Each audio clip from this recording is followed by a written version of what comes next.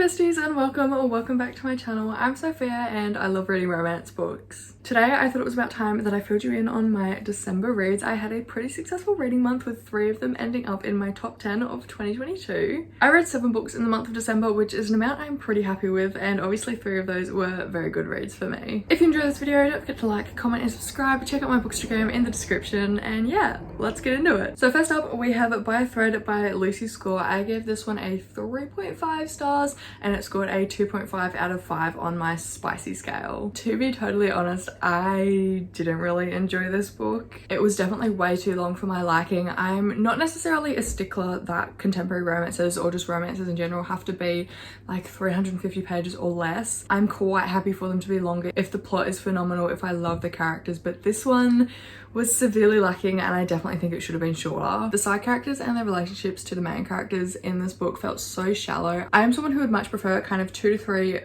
really important side characters that have like tons in common with the main characters and genuinely like contribute to the story, whereas in this one there was like 10-15 different side characters, all with like maybe one defining personality trait and honestly nothing in common with the main characters, which I just can't really get behind. I think it makes for a bit of a tedious and boring read, especially when I'm not getting invested in these relationships. I suppose that is a little bit tricky to avoid in like a workplace romance, especially when it takes place in a massive corporation, which this one does at a magazine firm, but that's just my opinion, and I'm not like a massive fan of workplace romances anyway, and I guess kind of the massive cast of like shallow characters is probably another reason that I don't like them. I also desperately want Lucy Score to actually age down her characters. I understand that there's a huge market for having older characters in romance books, and I love the representation that that brings. However, the main characters in this book are so immature. You're telling me that 44-year-old Dominic is only just grasping the concept of being polite to his employees for the sake of the company. That's just something I can't really get behind, and I think Lucy, if she's going to write immature characters in the way that they think and the way that they communicate, she really should just age down her characters. Because to me, this felt like 2 characters interacting who are in their like early to mid 20s, not their late 30s and mid 40s. To be totally honest, this one did really feel like a B tier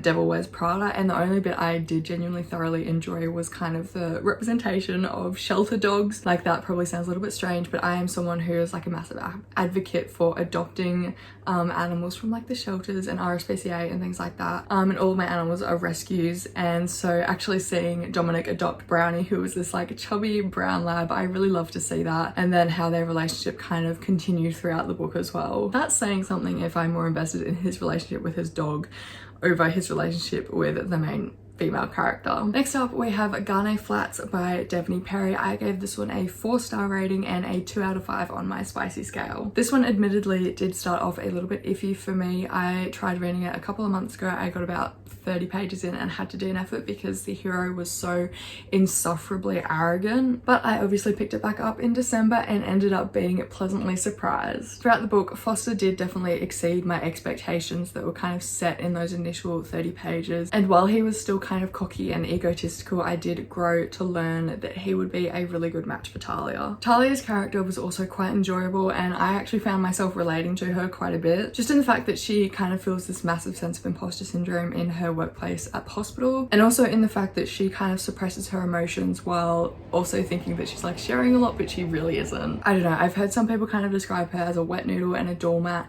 but I thought her emotions and actions were actually really justified. I didn't totally love the entire plot of this book. It just felt a little bit far-fetched and strange for the plot of a small town romance, but maybe that's just kind of my preconceived notions and ideas about what a small town romance should be. Because of the context, there was kind of like dealings with the Las Vegas mafia, where Foster and his ex-wife Vivian were kind of blackmailed into marrying each other and totally betraying Talia because she was their best friend and did date Foster previously. So yeah, this is also a second chance romance, which I'm not usually a fan of, but this one was like, it was okay. I just wish the dividing factor and the like whole catalyzing plot for this story was maybe something different, because I didn't love it. But with all that being said, and there was actually another plot point in this book which I did really love and I actually really did enjoy, which I'm not going to tell you because it's like a massive spoiler and I was shook when I found out.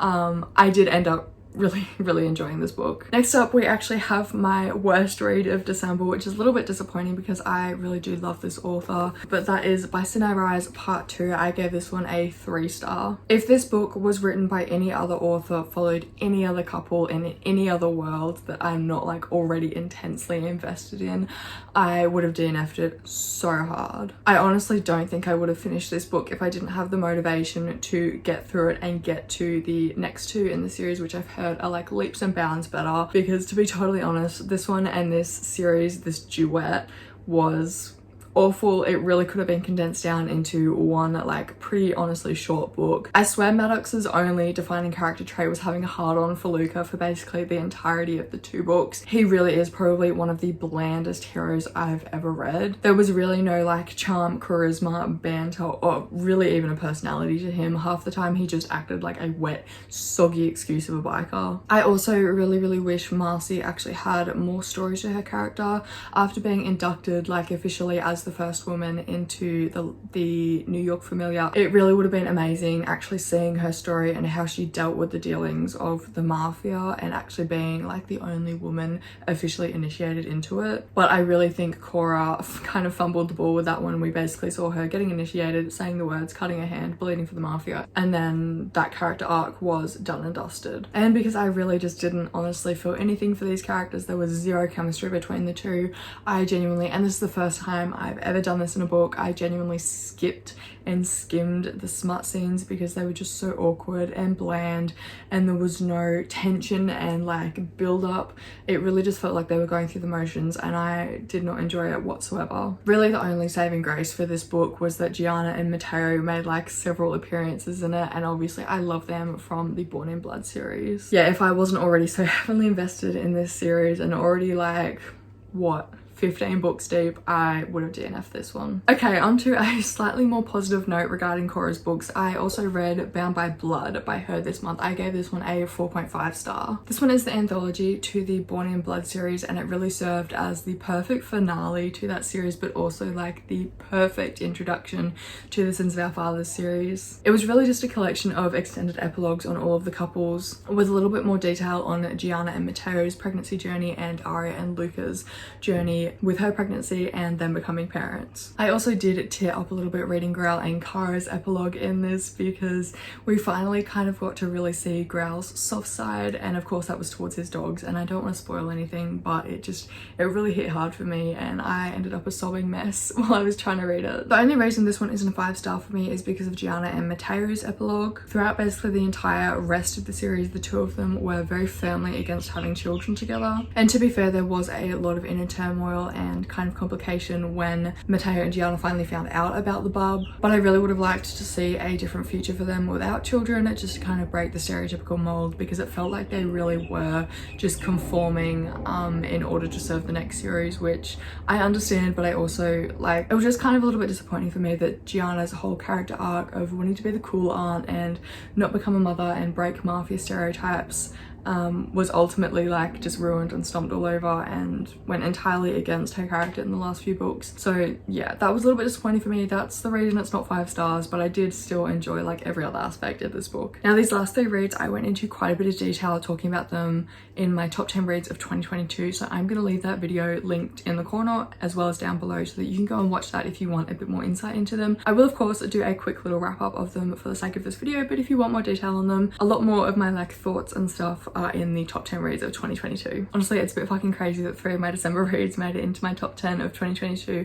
but I do still genuinely think about them quite regularly, so they definitely deserve the spot. First up, we have Heartless by Elsie Silver. I gave this one a 5-star and it scored a 3 out of 5 on my spicy scale. This one's a super cute, pretty spicy small town romance with a single dad and his kid's nanny. I really did love it so much. I definitely think I'm a sucker for small town romance and the single parent trope combined. And then the fact that it takes place on a ranch, so we get cowboys, yes please. Then I also read The Simple Wild by K.A. Tucker, which I gave another 5-star but a 1.5 out of 5 on my spicy scale. Again, another small town romance with a massive found family aspect. If I'm being honest, this was probably my second favorite read of 2022. The emotions this book made me feel are fucking crazy. And it also wasn't just solely a romance. The whole world and environment was so well rounded and fleshed out. There was a massive aspect about healing and finding your place in the world. And yeah, I I really loved it and I cannot wait to read the other books in this world. And last but not least, with my little sticky note, I'll put a picture on the screen. I read Give Me More by Sarah Kate.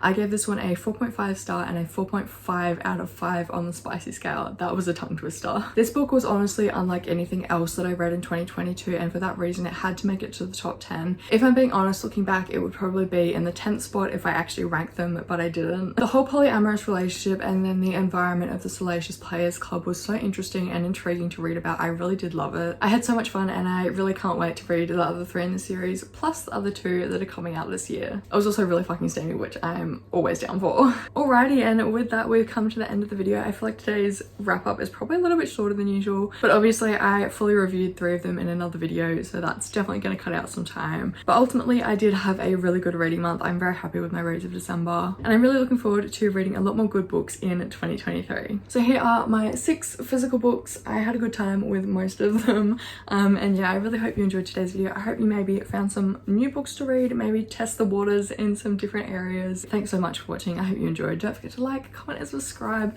Follow my Bookstagram if you would like some more reviews or just, I don't know, aesthetic pictures of books. Thanks so much for watching for the 3rd time as usual, and I'll see you later. Bye!